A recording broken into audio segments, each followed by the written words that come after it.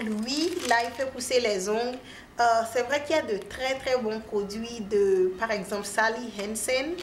C'est une marque pour les ongles et Sally Hansen est vraiment connue pour avoir des produits qui font pousser les ongles et fortifient les ongles.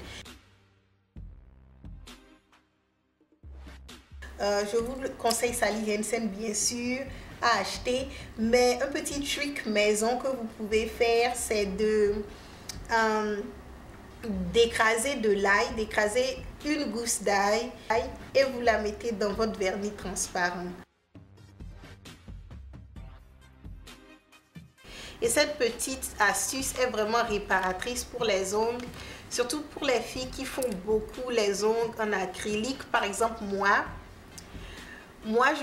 j'ai tout le temps des faux ongles. Ça, ce sont mes ongles naturels parce que je cours beaucoup ce semestre.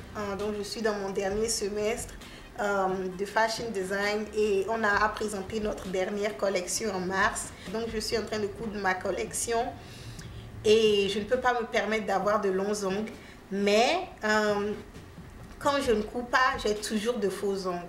Et forcément, quand vous le faites à l'excès, comme moi, franchement, j'exagère. J'ai tout le temps de faux longs ongles. Donc, quand vous exagérez, à force, ça abîme les ongles. Donc, moi, ce que je fais, c'est que j'écrase de l'ail, je le mets dans mon vernis transparent quand je n'ai pas mes faux ongles. Donc, pendant la période d'1 ou 2 semaines, chaque soir, je me mets le vernis transparent avec de l'ail, mais attention, c'est de l'ail bien sûr, ça aura une odeur, donc faites attention à l'odeur. Faites-le la nuit et le lendemain matin, quand les ongles sont secs, que vous prenez votre douche, normalement vous ne devez plus sentir l'odeur. Donc chaque soir pendant 1 à 2 semaines, vous le faites et vous m'en direz des nouvelles. Franchement, ça c'est réparateur, ça arrange les ongles. Moi je l'ai toujours fait. Ça marche, c'est quelque chose qui marche vraiment. Ou alors vous pouvez utiliser ça. C'est un vernis transparent à base d'ail, très bien aussi.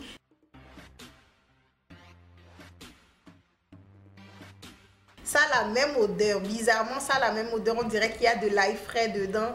Mais bon, quand vous le mettez en côte de base sous votre vernis, bon, on ne le sent plus.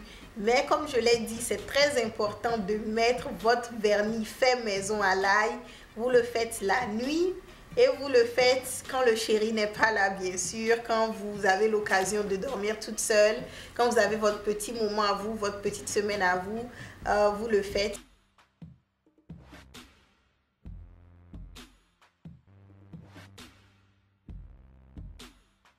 Le citron, c'est universel en Afrique, tout le monde le sait. Ça aide à lutter contre les odeurs corporelles.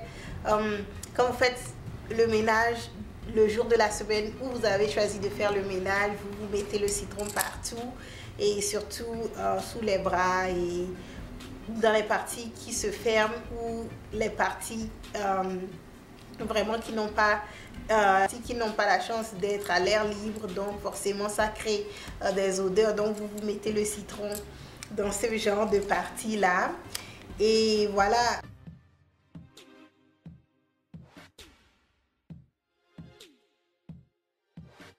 Après vous allez prendre votre douche et c'est vraiment réparateur.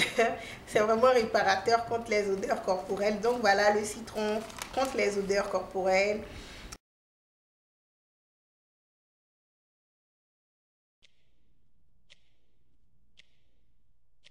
En effet, l'oignon est un bon désinfectant.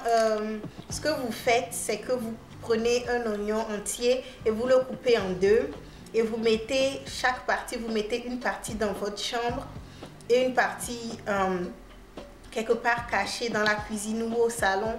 Et au bout de 3 jours ou 4 jours, vous verrez que l'oignon a pourri de lui-même.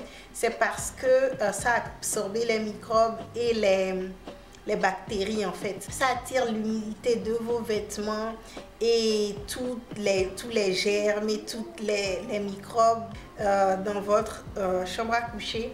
Et au salon ou à la cuisine, quand vous mettez l'autre moitié, ça fait la même chose. Donc, c'est très bien de le faire, franchement, au moins Une fois tous les 3 mois, coupez un oignon en deux et mettez chaque partie, une partie dans la chambre et l'autre entre la cuisine ou le salon. Saviez-vous qu'il est bon de déposer les bijoux de préférence dans des boîtes à bijoux en marbre? Ça, je ne le savais pas. C'est une copine qui fait les bijoux elle-même. Elles font l'or, le bronze et tout ça. Et elle crée ses propres bijoux. Et elle m'en a parlé. C'est mieux d'avoir vos bijoux, surtout en or, en argent, surtout les bijoux de valeur. C'est bien de les avoir dans des boîtes à bijoux en marbre, parce que ça conserve l'authenticité du bijou.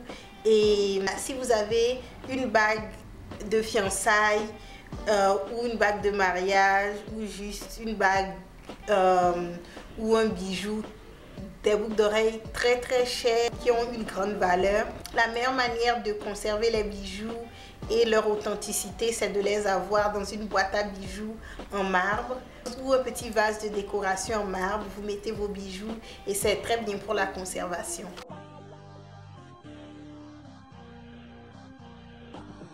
Quand vous avez des bijoux en argent et que vous remarquez qu'ils ne brillent plus comme au tout début, ce que vous pouvez faire, c'est de les mettre dans du papier à journal et de les nettoyer, et ça ramène l'éclat des bijoux, surtout les bijoux en argent. Je ne sais pas, je pense que le carbone qui est dans le papier journal aide beaucoup pour les bijoux en argent et c'est vraiment efficace. J'ai essayé, ça marche, ça redonne de l'éclat aux bijoux en argent. Et voilà. Et saviez-vous que faire quelques exercices le matin vous rend de bonne humeur? C'est vrai que quand vous vous réveillez très tôt le matin, que vous devez aller à l'école ou au boulot, c'est difficile de vous faire à l'idée de faire un peu de sport le matin, mais croyez-moi, c'est très efficace quand vous arrivez à faire quelques exercices, même si c'est vous étirer plus longtemps que d'habitude. Si vous êtes réveillé du mauvais pied, faire quelques exercices le matin avant de prendre votre douche, ça aide vraiment pour la bonne humeur. Et saviez-vous que le coca est cancérigène? Oui, le coca contient de l'acide phosphorique, donc ça a des tendances cancérigènes, donc il faut faire très attention au soda en général, mais surtout le coca, c'est bien d'en boire le minimum possible.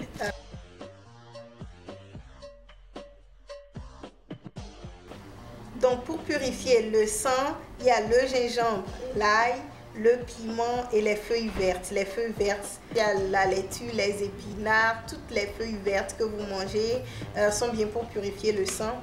Et le fromage, dont le tofu. Et pour purifier le foie, les brocolis, le chou, l'avocat et le thé vert.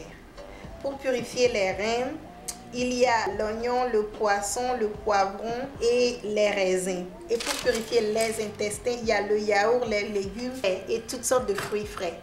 Donc voilà ce qui conclut la liste de Le saviez-vous. J'aimerais que vous postiez dans les commentaires d'en bas votre propre liste de Le saviez-vous, si vous avez quelque chose de vraiment bénéfique à nous apprendre. Il y a plein de choses qu'on ne sait pas, donc postez à la fin de la vidéo, postez-nous quelques tips de Le saviez-vous. Et voilà. Donc on est arrivé à la fin de cette émission. La semaine prochaine c'est février et vous savez que février veut dire Saint-Valentin. Donc on va commencer avec le make-up. On fera un tutoriel de make-up pour la Saint-Valentin. Je pense que la prochaine vidéo sera une vidéo de make-up et la vidéo d'après, j'ai une surprise pour vous. Et toujours dans le cadre de la Saint-Valentin, bien sûr. Donc voilà, la semaine prochaine, on commence par le make-up parce que c'est février et on veut être toute belle pour le jour spécial. De toutes les façons, il faut être belle tous les jours, mais pour certaines d'entre nous, la Saint-Valentin a une signification vraiment très chère et vraiment sentimentale. Donc, tous les conseils sont bons et je posterai et je ferai une vidéo. Je pense que mes 3 prochaines vidéos seront seulement dans le cadre de ce jour particulier. Et voilà. Donc, merci encore les muses de me soutenir comme vous le faites. Merci de participer aux discussions dans le groupe. Et donc voilà, à la semaine prochaine.